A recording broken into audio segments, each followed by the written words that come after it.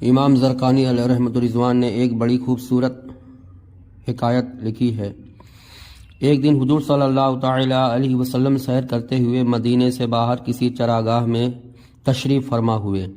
وہاں ایک قافلے نے پڑاؤ کیا تھا اور اس کے اونٹ چر رہے تھے۔ ایک سرخ رنگ کا اونٹ حضور کو پسند آ گیا۔ علماء کرام سے پوچھئے کہ عرب میں سرخ رنگ کے اونٹ کی کیا اہمیت ہے؟ حضور کو سرخ رنگ کا اونٹ پسند آیا تو قافلے والوں سے پوچھا، یہ اونٹ بیچ رہے ہو؟ کہاں ہے؟ کہا ہاں بیچ رہے ہیں۔ پوچھا کہ کتنے کا ہے؟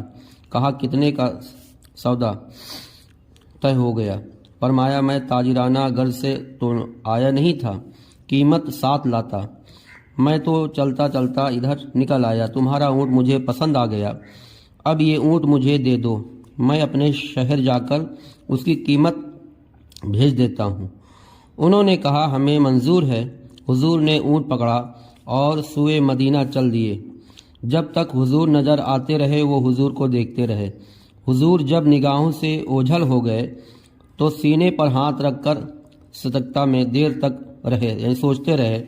تھوڑی دیر بعد جب وہ سجدہ سے باہر آئے تو ایک دوسرے سے پوچھنے لگے، یار ایک شخص آیا، قیمتی اونٹ لے گیا، وہ بھی ادھار، تم نے پتہ بھی نہ پوچھا۔ اب کسی شخص کو نقد سودا دیتے ہو تو اس کا عطا پتہ پوچھنے کی ضرورت نہیں ہوتی، اور اگر کسی کو ادھار دیتے ہو تو آپ سے اس کی جان پہچان ہوتی ہے، یا درمیان میں کوئی ضامن ہوتا ہے، یا کوئی چیز گروی رکھ لیتے ہو۔ تو انہوں نے کہا ایک شخص آیا، ادھار اونٹ لے کے گیا اور تم اسے جانتے بھی نہیں، تم نے اس کا پتہ بھی نہیں پوچھا، کوئی چیز گروی بھی نہیں رکھی۔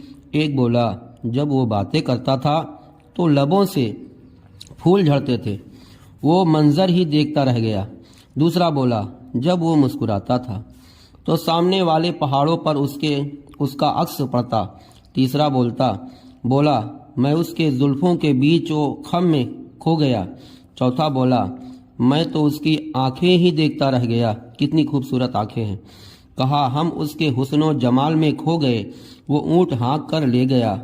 امام زرقانی رحمۃ اللہ علیہ فرماتے ہیں کہ جب انہوں نے یہ بات کہی کہ اونٹ ہانک کر لے گیا تو اب تک خاموش بیٹھی قافلے کے سردار کی بیوی نے خیمے کا پردہ سرکایا اور ان سے مخاطب ہو کر کہا انا زامتن لثمن جملکم لا یقدر بکم، خبردار اس کے خلاف کوئی بات کی تو اگر وہ قیمت دینے نہ آیا تو قیمت مجھ سے لے لینا، میں ضامن ہوں، میں ذمہ دار ہوں۔ لوگ بولے اچھا تم اسے جانتی ہو؟ کہا واللہ، اللہ کی قسم میں بھی نہیں جانتی۔ پوچھا تو پھر ضمانت کیسے لے رہی ہو؟ کہا جب تم سودا کر رہے تھے میں نے خیمے سے جھانک کر اس کا خوبصورت چہرہ دیکھ لیا تھا، اور جس کا چہرہ اتنا خوبصورت ہے وہ جھوٹا ہو ہی نہیں سکتا۔ تھوڑی دیر بعد جب حضور کے غلام تشریف لائے اور پوچھنے لگے کہ قافلے والے کون ہیں جن سے ہمارے نبی نے اونٹ خریدا ہے؟ انہوں نے کہا ہم ہیں۔ تو غلام نے کہا ہماری نبی نے تمہاری ضیافت کے لیے کچھ کھجوریں بھیجی ہیں اور ساتھ میں اونٹ کی قیمت بھی۔ انہوں نے کہا قیمت بعد میں لیں گے، پہلے اپنے نبی کا پتہ بتا، کیونکہ ہم خود بک چکے ہیں۔ امام زرقانی لکھتے ہیں کہ پورا قافلہ اٹھا، حضور کے قدموں میں بیٹھ گیا اور ایمان کی دولت سے سرفراز ہو گیا۔ تو حضور کا چہرہ ہی اتنا خوبصورت تھا کہ دیکھتے ہی ایمان کی بہاریں نصیب ہو جاتی۔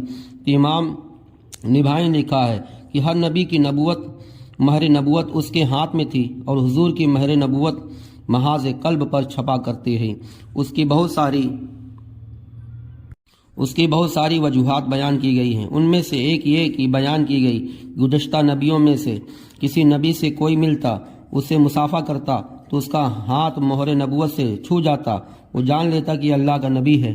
لیکن حضور کی مہر نبوت کو چھپا کر رکھا کہ کوئی آ کر دیکھے اور پھر مانے، اس کی ضرورت نہیں، جو دیکھتے ہی پکار اٹھتا یہ اللہ کا رسول ہی ہو سکتا ہے۔ دیکھنے والے کہا کرتے ہیں اللہ اللہ، یاد آتا ہے خدا دیکھ کر صورت تیری، اور بریلی سے کیا خوبصورت آواز آتی ہے۔